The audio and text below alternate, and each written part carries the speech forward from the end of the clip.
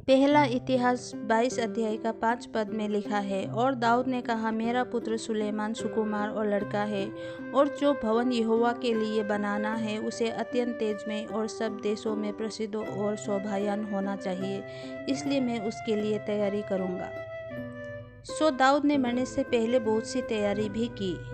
दोस्तों, दाऊद ने मंदिर बनाने का तैयारी बहुत किया था, लेकिन परमेश्वर ने कहा कि मंदिर को सुलेमान ही बनाएगा। पहला इतिहास 22 अध्याय का 5 पद में दाऊद खुद कह रहा है कि सुलेमान अभी बहुत छोटा है। बताया जाता है कि इस समय सुलेमान 3 एज में था, और जब सुलेमान राजा बना था तो उसका उम्र 20 वर्ष का बताया गया है। और जैसे कि सबको पता है कि सुलेमान राजा बनता है और मंदिर भी बनवाता है, और सुलेमान ने परमेश्वर की बुद्धि थी, ये बात वो खुद जानता भी था कि उसमें परमेश्वर जैसा बुद्धि है, और उसे अन्य लोगों की मदद की भी जरूरत पड़ेगी, ये भी वो जानता था। और राजा बनने के बाद सुलेमान ने सबसे पहले उन्हीं लोगों को इकट्ठा करना शुरू किया और अपने साथ जोड़ना शुरू किया जो उसे मदद कर सकता था। दूसरा इतिहास 1 अध्याय का 2 पद में लिखा है, और सुलेमान ने सारे इज़राइल से अर्थात शतपतियों को, न्यायियों को और इज़राइल के सब रईसों से जो पितरों के घराने के मुख्य पुरुष थे, उन लोगों से बातें की। और 3 पद में लिखा है, और सुलेमान पूरी मंडली समेत गिबोन के ऊंचे स्थान पर गया, क्योंकि परमेश्वर का मिलाप वाला तंबू जिसे यहोवा के दास मूसा ने जंगल में बनाया था वो वहीं पर था। फिर पहला राजा 4 अध्याय का 1 और 2 पद में लिखा है,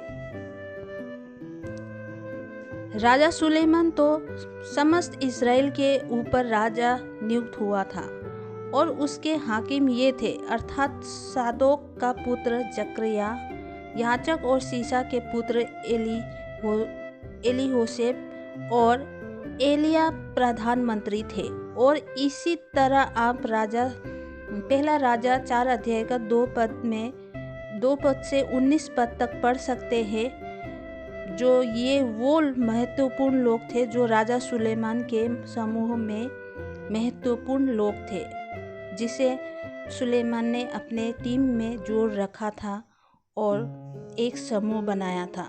दोस्तों, सुलेमान में इतना बुद्धि था कि जैसे ही वो राजा बना तो उसने अपना एक टीम बनाना शुरू किया। वैसे ही हम आज जिस क्षेत्र में काम करते हैं, हमें भी एक टीम का ज़रूरत होता है, लेकिन हम इंसानों में इतना ईगो होता है कि हम किसी से मदद लेना नहीं चाहते हैं, या फिर यूँ कहे कि मदद नहीं मांगना चाहते हैं। लेकिन सुलेमान इतना बुद्धिमान था, फिर भी उसने टीम क्यों बनाया, क्यों मदद लिया। हमें बाइबल में ये भी पढ़ने को मिलता है कि सुलेमान परमेश्वर से कहता है, तेरी इतनी बड़ी प्रजा है, इसे मैं कैसे संभालूंगा, मुझे बुद्धि ही दे। दोस्तों, सुलेमान समझता था कि वो ये सब कुछ नहीं संभाल सकता है। क्या हम ऐसा समझते हैं कि हम सब कुछ नहीं संभाल सकते हैं, और इसीलिए हमें एक टीम की जरूरत पड़ेगी। दोस्तों, आप प्रभु यीशु मसीह के शिक्षाओं में भी ये बातें पढ़ सकते हैं। यीशु मसीह के 12 चेले थे, लेकिन एक समय ऐसा भी आया कि जब यीशु मसीह ने देखा काम ज़्यादा है तो आप इसको पढ़ सकते। लूका के 6 अध्याय का 13 पद में लिखा है, जब दिन हुआ तो उसने अपने चेलों को बुलाकर उनमें से 12 चुन लिए और उनको प्रेरित कहा। अपने चेलों को बुलाकर उनमें से 12 को चुन लिया। और लूका के 10 अध्याय का 1 पद में लिखा है, और इन बातों के बाद प्रभु ने 70 और मनुष्य नियुक्त किए, जो